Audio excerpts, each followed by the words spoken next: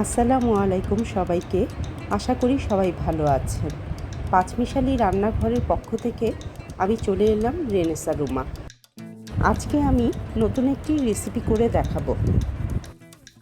আজকে আমার রান্নাঘরে রান্না হবে পটল দিয়ে মজাদার রুই মাছ। প্রথমে আমি রুই মাছগুলোকে হলুদ, মরিচের গুঁড়ো ও লবণ দিয়ে মেখে নিব। তারপর ছিলে নিচ্ছি পটল।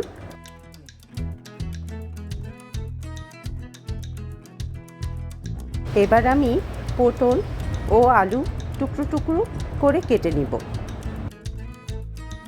এবার চলে আসা যাক চুলার কাছে। গরম করা তেলে মেখে রাখা রুই মাছগুলো ভেজে নিব। এবার মাছগুলো এপিট ওপিট উল্টে কড়া করে ভেজে নিব।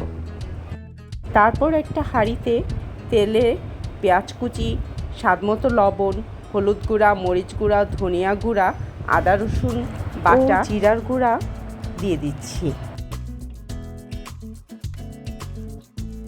এরপর আমি সামান্য পানি দিয়ে মশলাগুলো ভালো মতো কষিয়ে নিব।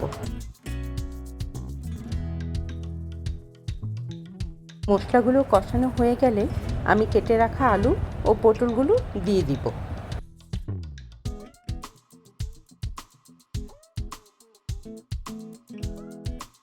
কিছুক্ষণ পর ভেজে রাখা রুই মাছগুলো দিয়ে দিচ্ছি।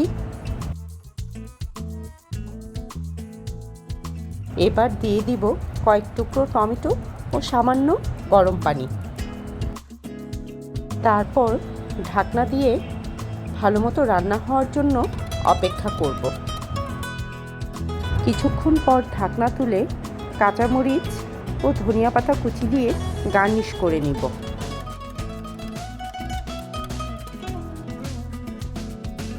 রান্না হয়ে গেল আলু পটল দিয়ে মজাদার রুই মাছ। সবাই ভালো থাকবেন।